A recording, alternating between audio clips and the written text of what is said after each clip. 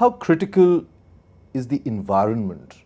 Do you believe that in India we actually create a good environment for entrepreneurship to thrive?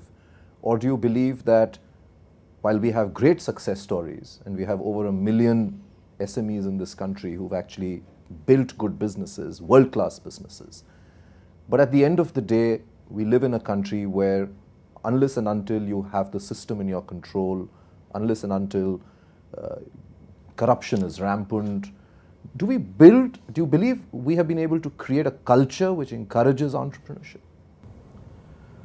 See, doing business in India is just like driving on the Mumbai roads. It's full of obstacles. Right. So, but still a lot of people get to their work and back home, they're not killing themselves. So your ability to drive is greatly enhanced because of this obstacle course.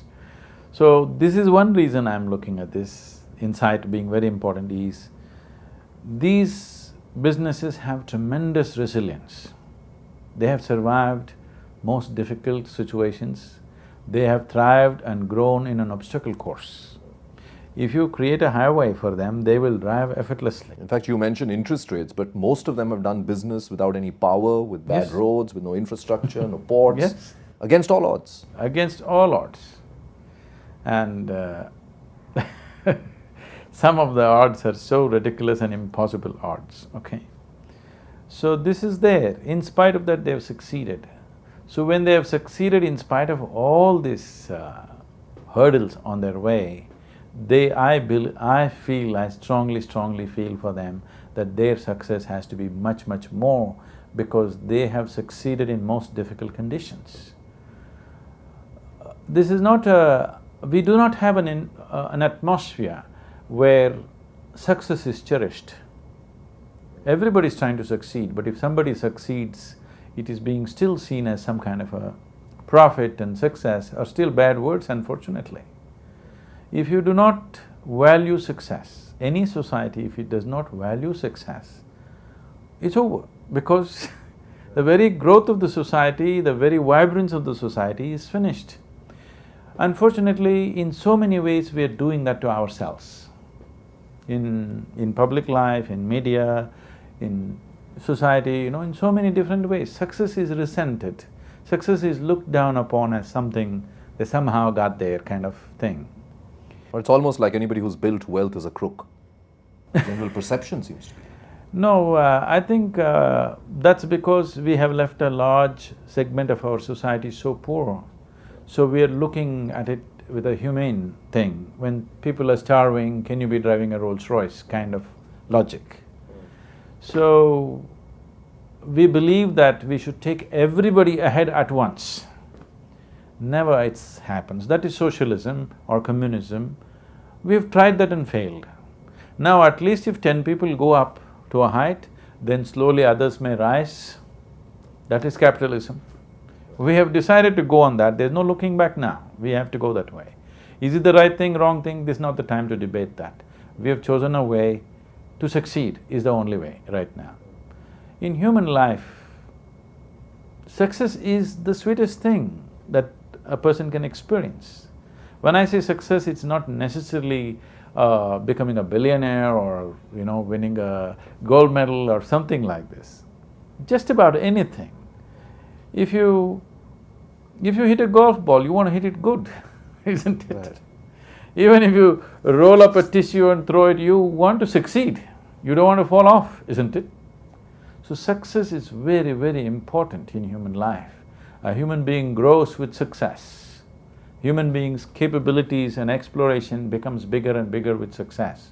That is the only aspect of capitalism which has made capitalistic societies vibrant. It has its flip side, it has a darker side to it, that's different. But now we have chosen a path, going all the way is important. I want to come back to the point that you made about calculated risk, Sadhguru.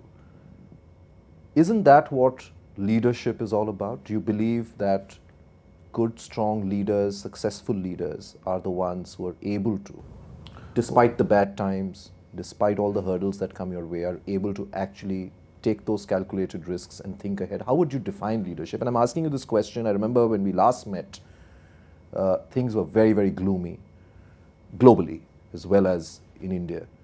We've seen some sentiment change, and I know you. I know we talked about the fact that we have gotten so used to living our life on the level of the Sensex, but thankfully this time the Sensex is higher than we last spoke. And I want to understand from you that while on the one hand suddenly there is a better feel-good today across the world than what it was a year ago, but at the same time, when you go through a phase of 3, 4 years, 5 years, some of these companies that you're talking about have probably lived with bad infrastructure or high interest rates for many, many years. How would you, in that context, define leadership? See, the role of a leader becomes all the more important when situations are bad. When situations are good, most people could live their life. Most people could live their life and succeed without the help of a leader. But when situations are bad, that is when a leader's role becomes very important, because when there is pressure from every side, when there are threats of losing everything that you have,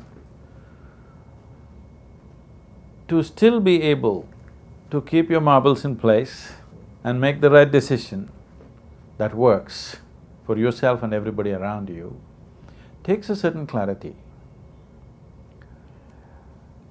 Normally, a lot of people are thinking leadership means driving people to their goals. No, you don't have to drive anybody.